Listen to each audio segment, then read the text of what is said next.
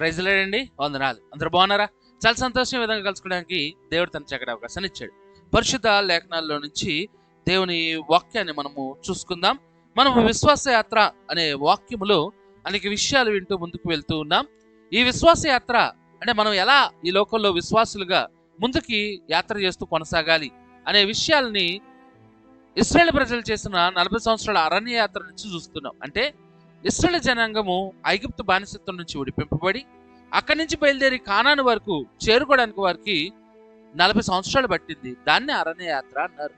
ఆ అరణ్య యాత్రను మనం చూసుకుంటూ వారు వరుసగా ఎక్కడి నుంచి బయలుదేరి ఎక్కడెక్కడికి వెళ్ళారు అనే విషయాలను తెలుసుకుంటూ మనం కూడా ఆ విషయాలను జ్ఞాపకం తెచ్చుకుంటూ దేవుడు వారిని ఎలా నడిపించాడు, అక్కడికి వారికి నేర్పిన పాఠాలు ఏంటి, ఈ లోకంలో మనం చేస్తున్న విశ్వాస యాత్రలో మనం నేర్చుకోవాల్సిన పాఠాలు ఏంటి అని ఆ అరణ్య యాత్ర నుంచి మనం చూస్తున్నాం. కాబట్టి ఈ విశ్వాస యాత్రలో మనం ఎలా ముందుకు కొనసాగాలి అనే విషయంలో నిన్న దినాన సీనాయి పర్వతం దగ్గర దేవుడు వారికి ధర్మశాస్త్రం ఇచ్చాడు అనే వాక్యాన్ని విన్నాం. అంటే మనం గడిచిన దినాల్లో వాక్యాలు వింటూ ఉన్నాం.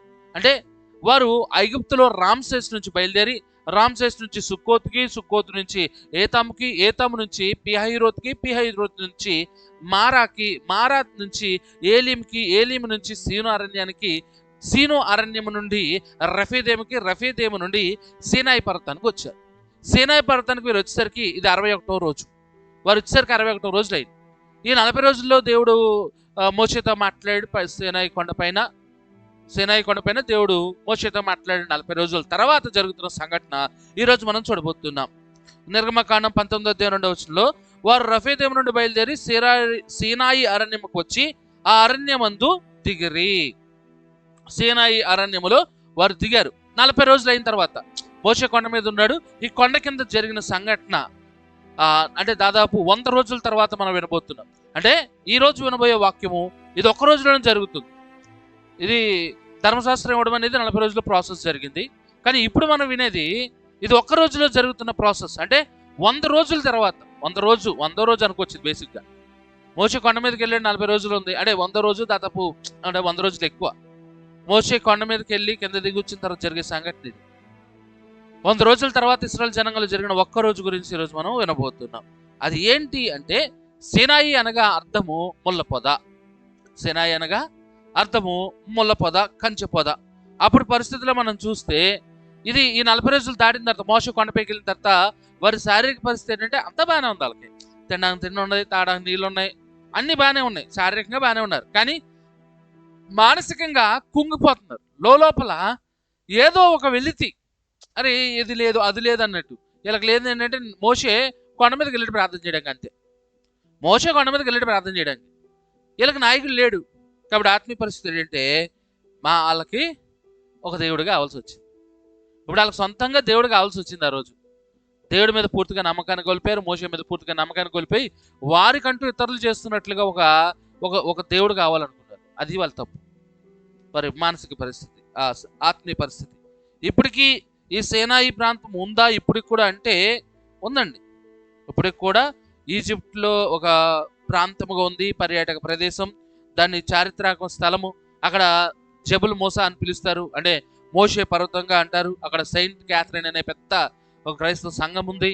ఇప్పటికి కూడా చాలా గొప్పగా దాన్ని అక్కడికి చాలా మంది వెళ్తూ ఉంటారు. చారిత్రక ప్రాంతం.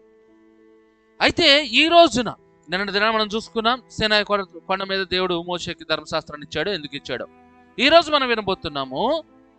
ప్రజలు దేవుడి దగ్గరగా ఉన్న ఎందుకు పాపం చేస్తారు?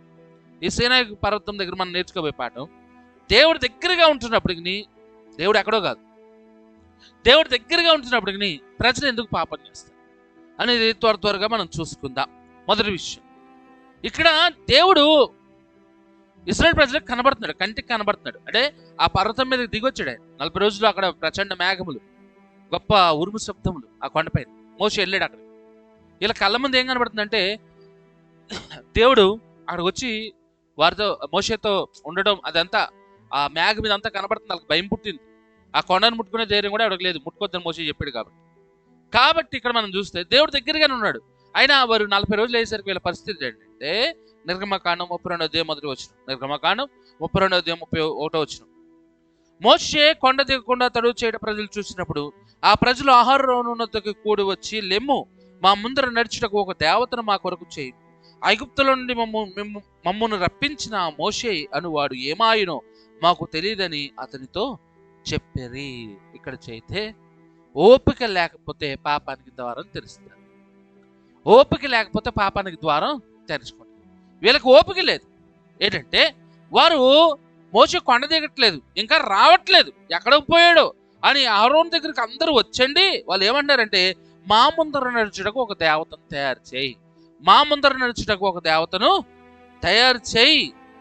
ఐగుప్తు నుండి మమ్మల్ని తెచ్చిన మోషే ఏమైపోయాడో, దేవుడు ఏమైపోయాడో ఎవరికెరుక. కాబట్టి మాకు ముందర నడవడానికి ఒక దేవతను చేయమని వారు మొరపెడుతున్నారు అహరోను. వాళ్ళు ఓపిక ఉంటే గనక, అంటే కొండ కొంచెం ఆగలేకపోతున్నారు. కొండ మించి కింద మోసే వస్తాడని వెంటనే ఎదురు చూపు లేదు. వాళ్ళు అలసిపోవడానికి ఏముందండి అక్కడ? 40 రోజులు అంతే కదా. కొండ మీద మేఘం వెళ్ళిపోయిన తర్వాత కూడా మోసే రాకపోతే అనుకోవాలి. కొండ మీద మేఘం ఉండగానే కింద ఏం చేస్తారంటే ఓపిక లేదు వీళ్ళకి. ఏం ఓపిక లేదంటే, మోసే లేడు, ఎవరు లేరు, మాకు ముందుకో దేవత కావాలి. మోసే వస్తాడనే గనక కొంచెం ఓపిక పట్టుంటే వీళ్ళు అహరోను దగ్గరికి వెళ్ళి మాకు దేవతను చేయని మాత్రం అడగరు. ఈరోజు చాలా మంది విషయాల్లో ఓపిక లేకపోవడం వల్లే వారి జీవితాల్లో చాలా తప్పులు చేస్తున్నారు. ఓపిక కలిగి సహనం కలిగి ఉంటే నువ్వు ఏ పాపంలో చేయి పెట్టవు. తొందరపాటు, కొన్నిసార్లు తొందరపాటు మంచిది కాదు, అన్నిసార్లు తొందరపాటు మంచిది కాదు. ఓపిక కలిగి ఉండి ముందుకెళ్ళాలి. హెబ్రీ 10:36 ఈ విధంగా చెప్తుంది, మీరు దేవుని చిత్తము నెరవేర్చిన వారే వాగ్దానం పొందిన నిమిత్తం మీకు ఓర్మి అవసరమైనది. వాగ్దానం నువ్వు పొందాలంటే ఖచ్చితంగా నీలో ఓర్పు కావాలి. ఓర్పుతో నువ్వు ఎదురు చూడాలి. ఓపికే ఆత్మీయ రక్షణ. ఓపిక లేకపోవడం వల్ల వీళ్ళు ఏం చేశారంటే, దేవుడు కళ్ళెదురుగా కనబడుతున్నప్పటికీ పాపం ఎందుకు ద్వారం తెరుతున్నారంటే వీళ్ళు ఓపిక నశించిపోయి. ఆ మోసే ఎటుపోయాడో, ఏమైపోయాడు, దేవుడు ఏమైపోయాడు, ఓపిక లేదండి. ఎదురు చూడట్లేదు. 40 రోజులకే దేవుడు ఆహారం ఆపేత్తను కేకలి, దేవుడు నీకు నీళ్ళు లేకపోతే కేకలి, ఆహారం ఉంది, నీరుంది, కావాల్సినవి ఉన్నాయి, అయినా కానీ అయినా వాళ్ళు ఓపిక ఇంకేం కోరుకుంటున్నారు ఈ ప్రజలు అండి. ఓపిక నశించిపోతే పాపానికి ద్వారం తెరుస్తారు. రెండో విషయం మనం చూద్దాం. నిర్గమకాండం 32 అధ్యాయం 2, 4, 5 వచనాలు చూద్దాం. అందుకు అహరోను మీ భార్యలకు, మీ కుమారులకు, మీ కుమార్తెల చెవులున్న బంగారు పోగులు తీసిన ఎదుగు తండ్రిని వారితో చెప్పగా, అతడు వారి యొద్ద వాటిని తీసుకొని పోగురుతో రూపమును ఏర్పరిచి దానిని పోత పూసిన దూడగా చేశాను. అప్పుడు వారు, ఓ ఇశ్రాయేలు, ఐగుప్తులను నిన్ను రప్పించిన నీ దేవుడు ఇదేనని. అహరోను అది చూచి దాని ఎదుట ఒక బలిపీఠము కట్టించి, మరి అహరోను రేపు యెహోవాకు పండుగ జరగగా చాటింపగా. ఇక్కడ జరిగిన విషయం చూడండి. రెండో విషయం చూద్దాం. నీలోని భయం పాపానికి ద్వారం తెలుస్తుంది.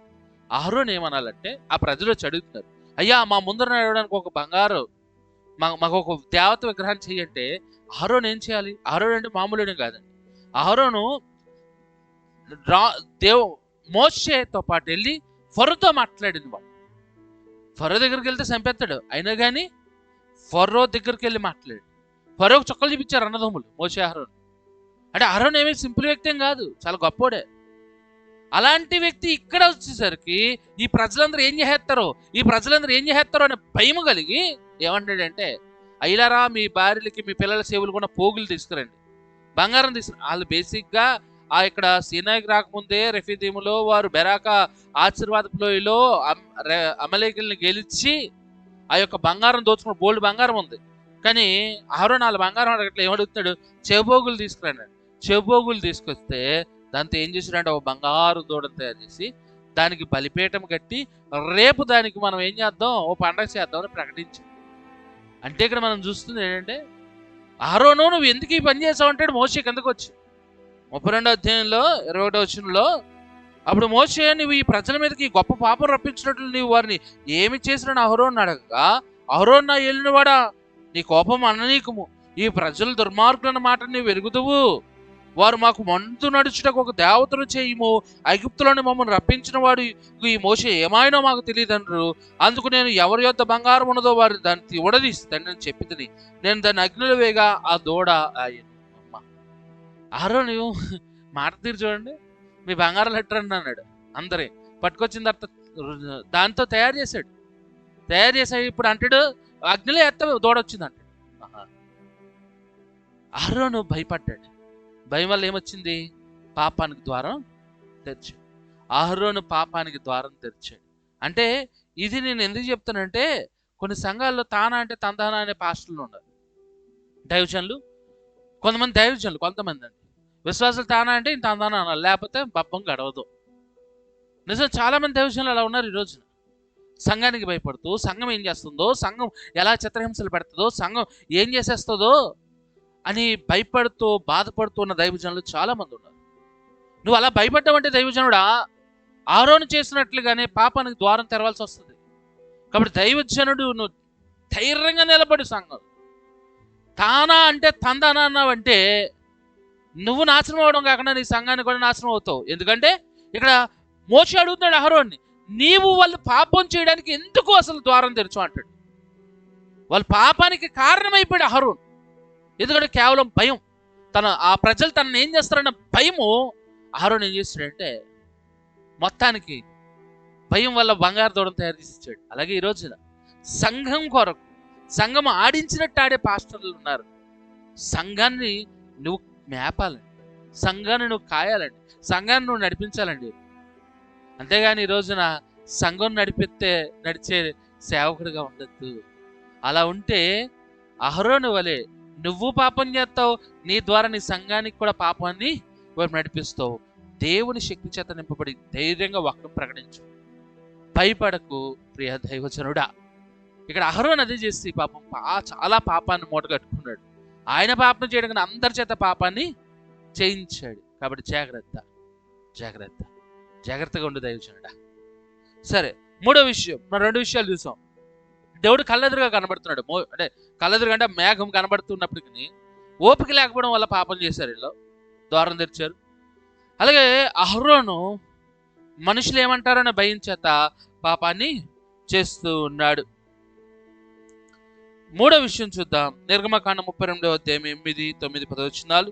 నేను వారికి నియమించిన త్రోవ నుండి త్వరగా తొలగిపోయి తమ కొరకు పోత పోసిన దూడను చేసుకొని దానికి సాగిలపడి బల్లర్పించి, ఓ ఇశ్రాయేలు, ఐగుప్తు దేశం నుండి నన్ను రప్పించిన నీ దేవుడు ఇదే అని చెప్పుకుంటున్నాను. మరియు యెహోవా ఇట్లనెను, నేను ఈ ప్రజలను చూచి ఉన్నాను, ఎదుగో వారు లోబడనల్లని ప్రజలు, కావున నువ్వు ఊరకుండము, నా కోపము వారి మీద మండును, నేను వారిని కాల్చివేసిన గొప్ప జనముగా చేసేదని మోషేతో చెప్తున్నాడు. ఇక్కడ జరిగిన సంఘటన మనం గమనిస్తే దేవునికి ఇవ్వాల్సిన స్థానం ఇక దేనికి ఇచ్చిన పాపాన్ని ద్వారం తెలిసినట్టు. వారు దేవునికి ఇవ్వాల్సిన స్థానం దేనికి ఇచ్చారు తెలుసా అండి? ఐగుప్తు దేశంలో 10 తెగులు వచ్చాయి. ఐగుప్తు దేశంలో ఉత్తిని ఇడిచిపెట్టలేదు ఫరో. అక్కడ 10 తెగులు తీసుకొచ్చు. ఆ తర్వాత వారిని నడిపిస్తూ పగటి మేఘస్తంభం, రాత్రి దీపస్తంభంగా వారికి కావాల్సిన ఆహారాన్ని మన్నాను కురిపిస్తూ, వారికి కావాల్సిన నీటిని బండలో నుంచి ఇస్తూ అండి ఎన్ని చేసి దేవుడు ఎంత నడిపిస్తే, యుద్ధాన్ని గెలిపించి ముందుకు తీసుకొచ్చి సేనాయి పర్వతం దగ్గర తీసుకొస్తే వాళ్ళు అంటారు, దేవుడు మమ్మల్ని నడిపించాడు, దేవుని చేత మోషే మమ్మల్ని నడిపించాడు అనకుండా ఒక బంగారు దూడను చేసుకుని ఏ దూడే మమ్మల్ని నడిపించింది, ఏ దూడే మమ్మల్ని ముందుకు తీసుకెళ్ళింది. ఒరే, నువ్వు చేత్తే తయారవని దూడ నిన్ను నడిపిస్తుందా? వాళ్ళు చేత్తే తయారవని దూడ నిన్ను నడిపించిందా? మనుషులకి ఈ రోజున జ్ఞానం లేదండి. ఆ ఇశ్రాయేలు జనానికి అసలు జ్ఞానం లేదు. ఎందుకంటే దేవుడు ఇన్ని కార్యాలు చేసి, ఇన్ని అద్భుత కార్యాలు చేసి, అసలు అద్భుతాలు అంటే ఎర్ర సముద్రాన్ని పాయలు చేసి 6 నేల మీద నడిపించిన దేవుడు. వారికి అసలు దేవుడిది తింటున్నారు, దేవుడిది ఇస్తుంటే తాగుతున్నారు. ఆ మేఘస్తంభం వెలుగు పగ ఏసీలో హీటర్లో, రూమ్ హీటర్లో ఉన్నట్టు ఉంటున్నారు. ఎంత ప్రొటెక్షన్లో ఉండి దేవుడు ఇస్తుంది అనిపిస్తూ దేవుడికి ఇవ్వాల్సిన స్థానాన్ని దేనికి ఇస్తున్నారు? వాళ్ళు ఒక బంగారు దూడకిస్తున్నారు. ఒక బంగారు దూడకిచ్చి ఇదే మమ్మల్ని తీసుకొచ్చింది. అది మాట్లాడుతుందా? అది ఏం చేస్తుంది? ఏం చేయగలదు? ఏం చేయలేదు. ఈ రోజున ప్రజలకి, ఆ ఇశ్రాయేలు ప్రజలకి ఏం కావాల్సి వచ్చిందంటే, అందరూ అంటే ఇంతకుముందు ఐగుప్తులో కానీ వారు వస్తున్న ప్రాంతాల్లో కానీ వాళ్ళకి ఏంటంటే సపరేట్గా దేవుళ్ళు ఉన్నారు. ఆ దేవుళ్ళు ఏం చేస్తారంటే, వీళ్ళు లేపితే లేస్తారు, వీళ్ళు పడుకోబెడితే పడుకుంటారు, వీళ్ళు పెడితే తింటారు. వీళ్ళు లేపాలి, పవలింపు సేవను పడుకోబెట్టాలి, మళ్ళీ తెల్లారు లేపాలి, పొద్దున్నే లేపాలి, మళ్ళీ వీళ్ళకి పూటకి పెట్టాలి. మనం నడిపిస్తే నడిచే దేవుడు కావాలి, మనల్ని నడిపించే దేవుడు వద్దు. ఇది ఇశ్రాయేలు ప్రజలకు కావాల్సింది. అది మనల్ని నడిపించే దేవుడు మనకు వద్దు, మనం నడిపించే దేవుడు మనకి నడరా బాబు కొంచెం ముందుకెళ్ళి, ఇలా ఉండు, ఈ పక్క ఉండు. అలాంటి దేవుడు ఇలా కావాలి. మాట్లాడి కార్యాలు చేసే దేవుడు వద్దు. వీళ్ళు అదే కోరుకున్నారంట. ఏం కోరుకున్నారు? దేవుడికి ఇవ్వాల్సిన స్థానంలో బంగారు తోటను పెట్టి ఇజ్రాయేల్ నుంచి మమ్మల్ని తీసుకొచ్చింది ఇదే, ఎర్ర సముద్రాన్ని పాయలు చేసింది ఇదే. ఏది ఇంతకుముందు దాకా అంటే రూపమేలైన ఇంతకుముందు అసలు తయారు చేయడం ముందు అది లేదు. ఇప్పుడు కళ్ళెదురుగా తయారు చేసుకుని దాని ముందు ఒక్కొక్కడు సాష్టాంగపడి నమస్కారం పెట్టి ఇదే దేవుడు, ఇదే దేవుడు, ఇదే దేవుడు. ఎక్కడి నుంచి? ఇప్పుడు తయారు చేసే కాదు, ఇది దేవుడు అయింది. ఇజ్రాయేల్ నుంచి నడిపిస్తుందంట. అది తయారు చేసింది ఇప్పుడైతే ఇజ్రాయేల్ నుంచి ఎక్కడి నుంచి వస్తుందిరా? ప్రజలు ఎంత పిచ్చిగా ఉన్నారు చూడండి. దేవుడికి ఇవ్వాల్సిన స్థానాన్ని ఇక దేనికి ఇచ్చినా అది పాపం. దేవుడు అస్సలు దాన్ని ఊరుకోడు. అంటాడు మోషేతో, వీళ్ళందరినీ చంపి కాల్చేస్తాను ఇక్కడే, వీళ్ళందరినీ చంపి ఎక్కడే కాల్చేస్తానంటున్నప్పుడు దేవుడు కోపించాడు, శిక్ష ప్రకటించాడు. అయితే మోషే ప్రార్థన చేశాడు. నువ్వెన్ని పాపాల ద్వారాలు తెరుస్తున్నా దైవజనుడు చేసే ప్రార్థన నీ కుటుంబాన్ని నిన్ను కాపాడుతుంది. వెంటనే మోషే ప్రార్థన చేశాడు. నిర్గమకాండం 32:11-14 వచనాల వరకు. మోషే తన దేవుడైన యెహోవాను బతిమాలుకొని, యెహోవా, నీవు మహాశక్తి వలన బాహుబలము వలన ఐగుప్తు దేశం నుండి రప్పించిన నీ ప్రజల మీద నీ కోపం మండనేలా?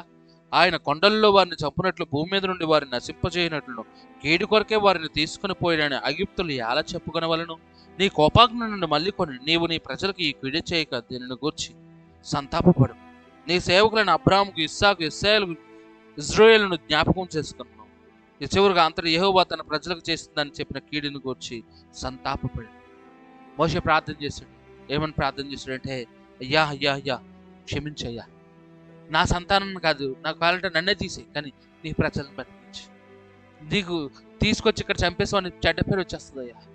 అయ్యా ఎంతో ప్రాధేయపడి ప్రార్థన చేయగా దేవుడు దైవజనుడు చేసిన ప్రార్థనను విన్నాడు. మోషే ప్రార్థించాడు, దేవుడు కనికరించాడు. ఇక్కడ వారి పాపానికి ద్వారం తెరిచినప్పటికీ మోషే చేసిన ప్రార్థన ద్వారా బ్రతికారు. ఈరోజు నువ్వు దేవుడి దగ్గర ఉంచున్నావు, దేవుడు నీ దగ్గర ఉంచున్నాడు, నువ్వు ప్రార్థన చేసే దేవుడు వింటున్నాడు. అయినప్పటికీ దేవుడు చూస్తున్నాడు, అందరికీ తెలుసు. నీ అవసరం వచ్చినప్పుడు దేవుడు చూస్తున్నాడు, దేవుడు నీ పక్కన ఉంటాడు. అదే నువ్వు పాపం చేసినప్పుడు దేవుడు కళ్ళు మూసుకున్నాడా? లేదు. కాబట్టి జాగ్రత్తగా ప్రార్థన చేస్తూ ప్రార్థనలో జీవితాన్ని గడుపుతుండు. అంతేగాని పాపాన్ని ద్వారా తేలవకు. ఓపిక కలిగి సహనం కలిగి ఉండు. ఎవరికి భయపడకు. ఈ లోకంలో దేవునికి తప్ప దేనికి మనుషులకి భయపడకు. దేవునికి ఇవ్వాల్సిన స్థానాన్ని దేవునికి ఇవ్వు. అప్పుడు నువ్వు పాపం చేయకుండా ప్రార్థన చేయి. దేవుని జీవితాన్ని గొప్పగా ముందుకు నడిపిస్తాడు, తప్పక నడిపిస్తాడు. సేనాయి పర్వతం మనకు నేర్పుతుంది.